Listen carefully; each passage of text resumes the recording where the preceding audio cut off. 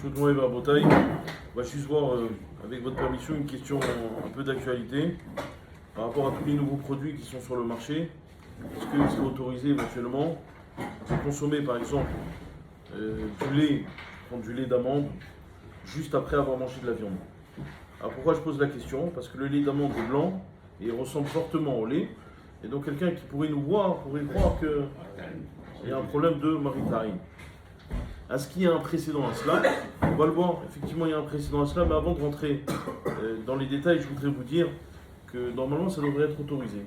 Pourquoi? Parce que même si tu admets que le issour de Bassar de Halab, c'est de manger les deux ensemble, d'accord?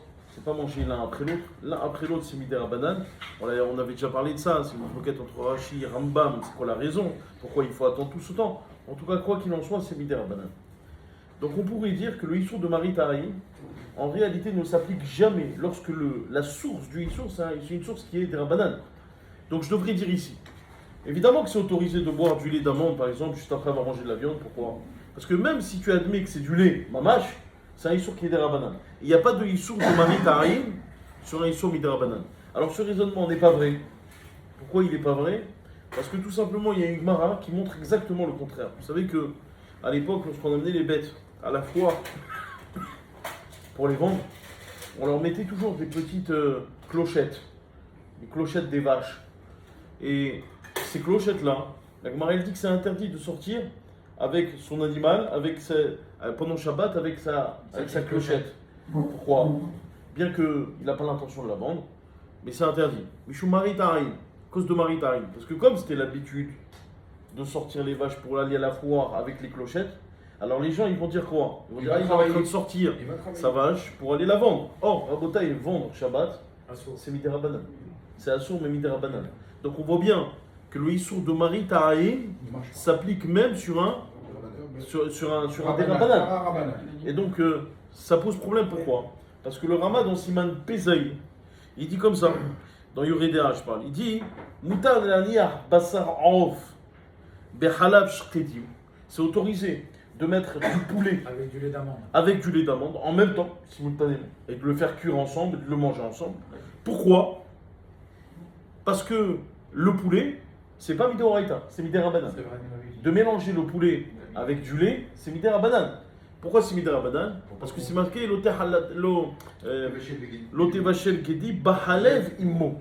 Il faut que ce soit une bête qui a l'habitude de téter de la mamelle de sa mère. Or, le poulet ne tète pas de la mamelle de la mamelle de sa mère. Donc c'est Midera Banane, c'est pas Midoraita. Et pourtant, le Rama, il dit comme ça, il dit parce que justement c'est Midera Banane, alors il n'y a pas lieu de craindre le maritime. Par contre, il continue en disant, si la niar basar behema betor halav shkedim, mais de mettre de la viande, la véritable viande, à proprement parler, dans du lait d'amande, assour michou marit, comme ça il dit le Rama. Donc tu vois bien que le Rama lui-même, voilà, mais le Rama lui-même il fait ce distinguo. Alors sur ça le Chach, il dit, le Sifte Kohen, il dit attends, la Gemara dans Shabbat elle nous a montré clairement que même sur un Dera Banane, on craint un Maritari. Donc pourquoi tu fais ce chilouk, pourquoi tu fais ce distinguo entre ce qui est Dera Banane et ce qui est Dera Banane? C'est pour ça qu'il y a beaucoup de poskim ashkenazim, particulièrement, qui rejettent le Rama et qui disent que même dans le cas où c'est du poulet, on n'a pas le droit de le mettre, de faire cuire dans du lait d'amande.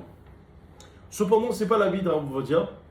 Rav Vodia lui dit non, en réalité, on n'a rien à craindre. Exactement. Mais pourquoi? Parce que le Rav Yonatan Eibshitz, sur place dans le Siman Pesaï, lui il dit, pour défendre le Rama, il dit qu'en réalité le Rama il a voulu dire une autre notion. Il a voulu parler de quelque chose d'autre et de dire que lorsque c'est un maritime qui n'est pas mentionné dans le chasse,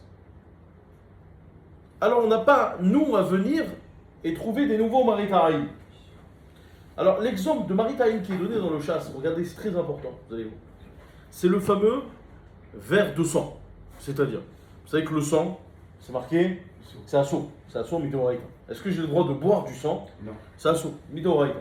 Maintenant, est-ce que j'ai le droit de boire le sang de poisson? Mouta. Oui. D'accord? C'est autorisé. C'est-à-dire, la race stricto sensu, c'est autorisé. Maintenant, la Gemara, elle vient, elle dit, par contre, de mettre du verre de poisson, du sang de poisson dans un verre et de boire le verre, assaut. Pourquoi? Parce que les gens ils vont venir à dire c'est du sang. Or c'est interdit de boire le sang. D'accord? Il dit Rabbi Nathan Epshitz, regarde bien ici le Maritaïm, à quoi il correspond? Il correspond à du sang avec du sang. Vous êtes avec moi ou quoi? Or, le lait d'amande n'est pas du lait. On l'appelle le lait d'amande vulgairement, mais en réalité, c'est quoi? C'est du marketing. C'est du jus d'amande. Voilà, c'est ça qu'il faut dire. Donc il dit, là il y a une différence sur la nature même, la nature physique même de la chose. Dans l'histoire du sang, je peux comprendre, parce que les deux s'appellent le sang. Ça s'appelle du sang. Mais pour le lait d'amande, c'est pas la même nature, Bichla. C'est pas exactement la même chose. On regarde les juifs qui voient ça. Oui, mais c'est ce qu'il disait. Ce qu'il disait en premier lieu. Il disait, on ne peut pas venir et être mechadesh nous-mêmes, xéral, mishum maritari, si c'est pas quelque chose qui nous est renseigné dans le chasse. Or, ce qui nous est renseigné dans le chasse, c'est l'histoire du sang. Donc il faut que ça corresponde exactement à la description que le chasse nous donne. Et si ça ne correspond pas à la description, bah, on n'a pas cette xéra. Donc il dit Rabbi Yonatan Haïbishitz, c'est ça qu'a voulu dire le Rama. Il a voulu dire que voilà pourquoi quand quelque chose il est midera banane, je ne crains pas le maritaïm. C'est pas parce qu'il n'y a pas de maritaïm dans quelque chose qui est midera banane. C'est pas ça qu'il a voulu dire. Il a voulu dire que dans l'histoire du lait d'amande, en réalité ce n'est pas du lait. Ce n'est pas du lait. C'est vrai, c'est un jus. C'est un jus. Alors dans ce cas-là, viens on interdit tous les jus blancs. Tous les jus blancs. Le lait de soja. Le lait de soja. Bon là, ça rentre dans le lait d'amande. Mais viens on interdit aussi le lait de coco. Tout ce qui est blanc, parce que c'est blanc. C'est pareil. Voilà. Parce que c'est blanc, alors je veux dire que ça devient un son. Lui il dit, Rabbi Nathan Epshitz, il dit ça tient pas la route. Donc finalement, il conclut en disant c'est le Rama qui a raison. C'est la raison pour laquelle il dit que alors vous allez me poser la question, vous allez me dire, ah c'est bien joli. Alors, dans ce cas-là, pourquoi le Rama il fait le distinguo entre le poulet et la viande? Il fallait qu'il autorise même la viande. Alors, parce que tout simplement, je vous répondrai, c'est vrai que sur le Derabanan, qu'on s'autorise à ne pas autoriser lorsque ça ne correspond pas à la description du chasse. Mais sur les Doraïta, on va élargir cette notion-là. On va l'élargir à quelque chose de plus dur. Mais sur le Derabanan, non. Sur le Derabanan, comme c'est Derabanan, alors on reste figé à ce que le chasse nous donne comme description et on ne va pas plus loin. On n'interdira pas encore plus que cela. Et Rav Vadia, il ramène énormément de poskim qui autorisent, parce que tout simplement, il y a une autre notion de base qui est qu'aujourd'hui, c'est quelque chose qui est devenu répandu, courant. Et donc, il y a toujours un principe qui dit il n'y a pas de issue de maritaïm si le éther, les gens le connaissent. Hein, c'est les fameuses saucisses parvées. Alors, si à l'époque, au tout début, ça pouvait poser un problème de manger ces saucisses avec du fromage, parce que les gens ils pouvaient dire attends, t'es en train de manger la viande. Le fromage parvé aussi. Le fromage parvé, la même chose. Mais aujourd'hui, il n'y a plus de problème. Parce que si je te vois, toi, Shalom, en train de faire ça, non, je vais prendre quelqu'un d'autre. Si, je vois quelqu'un, pardon. Voilà, exactement. Si je vois quelqu'un faire ça, tu vois, je vais pas dire qu'il a en verge. Je vais dire qu'en fait, il est en train d'utiliser un truc qui est synthétique. Juste pour vous faire réfléchir un peu, dans le même entité, la halakha est interdit de manger de la viande, de faire cuire de la viande avec du lait d'une femme. J'ai posé la question. Voilà. Avec le lait de la femme, la halakha est interdite. Mais qui fait ça? Non, c'est C'est théorique qui fait ça. C'est théorique. Bah oui, mais on est d'accord.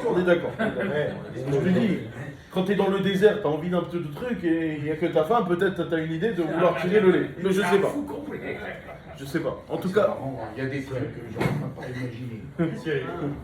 C'est Thierry, il n'y a que Thierry qui peut. Ma chérie, peut-être tu veux faire des économies sur le lait, même ça. Tu veux économiser même ça, tu veux économiser. Il n'y a pas de petite économie. Bien sûr. Mais non, alors c'est interdit. Pourquoi c'est interdit? Et ça, pourquoi c'est interdit? Parce que c'est Ah, bah parce que je vais vous dire, c'est du vrai lait. Mais c'est du vrai lait. Bah oui, c'est du vrai lait. Parce que une femme, ça reste une mammifère. Je jamais pensé. Ouais, ça reste un mammifère. C'est comme une vache, pardon, excusez-moi juste, je fais juste, attention. C'est pas parallèle, c'est pas parallèle. Je suis pas en train de dire qu'une femme c'est une vache, je dis simplement, c'est le même mécanisme. Donc là, c'est vraiment réellement la nature du lait. Un peu comme le sang et le sang. Voilà, exactement, comme le sang avec le sang. Par contre, encore une fois, dans notre histoire de lait de soja, ça pose aucun problème parce qu'encore une fois, on n'est pas du tout sur la même nature. Et c'est le même raisonnement alors pour les crevettes et toute la Voilà, chose là. même raisonnement. Pour les autres produits, style yaourt,